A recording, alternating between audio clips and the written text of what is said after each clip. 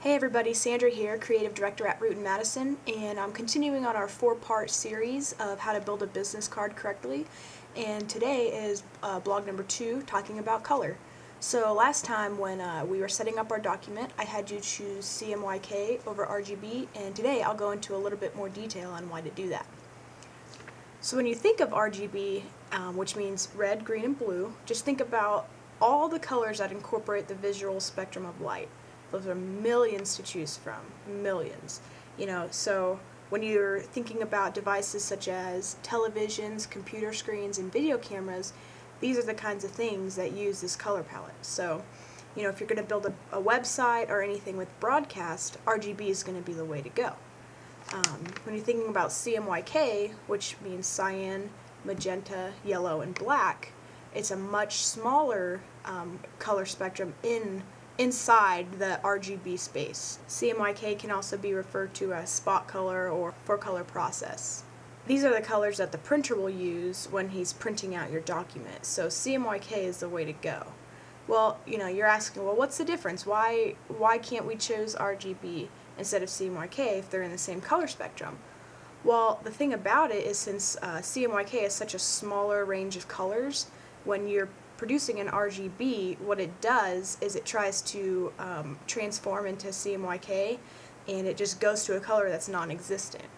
So your blues start looking like purples, your oranges start to look more like reds, and you're just not getting an accurate picture of what your document's supposed to look like.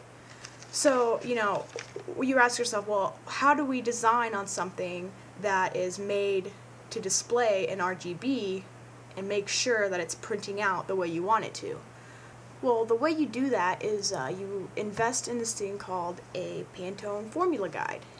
Every designer needs to invest in one of these because it's going to be one of the most helpful tools when making sure that you're matching colors correctly for clients and you're getting the colors that you want, even when you're making them up yourself. And so the great thing about these is because it's an actual physical printed version of what the color is going to look like when it's printed. There's no mix-up here, and these things provide a name, such as 347C or whatever. And so this is incredibly helpful because now all you have to do is go to your computer, pull up your Pantone color libraries, and pick out these exact colors. So instead of building your document on the computer first, and you're kind of wondering, hey, is this going to print right? You're actually coming from scratch, saying, I'm going to pick the color that I want from this color palette here, and then I'm going to insert into this document, and it doesn't even matter what it looks like on the computer because I know that when it prints, I'm going to have no problem getting the colors that I wanted. So that's kind of our next step here, is we're going to go to the computer and I'm going to show you how to access those libraries. Okay, so we have our document pulled up here, right? We've got all the guides and everything that we did from the project before, and so now what I want to do with you is I want to go through and help you find your color library. So what we're going to do is hit Window, Swatch Libraries, Color Books, and as you can see, it has a ton of them here. The one I showed you is just one of all these millions of different things that you can find to really get the colors and everything that you want. You can have metallics, you can have pastels, you can have process, whatever, but for this particular one I just showed you the solid coded library, so we're going to go ahead and go with that. And as you see, it pulled up this color library here. Now, well, that's great to have, but once you have, picked your color, let's say we're just going to go with 207C as one of our colors. Well, a great thing to do so that you can have this color always and not have to come rummaging through this huge array of colors is you can hit this little arrow here and you can hit Add to Swatches. So now what I'm going to do is I'm going to show you how to get to that. Well, you're going to hit Window and hit Swatches here, and then it's going to pull up your swatch library here. So now we have your 207 color already set in there, so you don't have to go rummaging through anymore.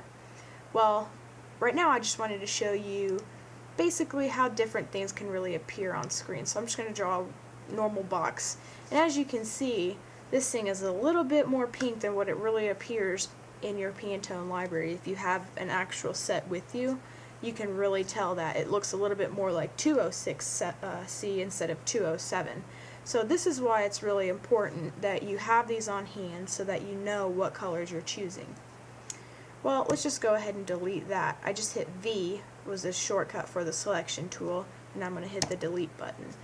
Alright, so we have our document here. And now that we have our color set, and you can just have this black here because our business card is really going to only be in black and red. But now that you have those set, we're really ready to start building. So tune in next week as we really start getting into this thing. We're going to be using tools such as the Pathfinder tool and the Align tool, so it's going to be a pretty fun deal. See you then.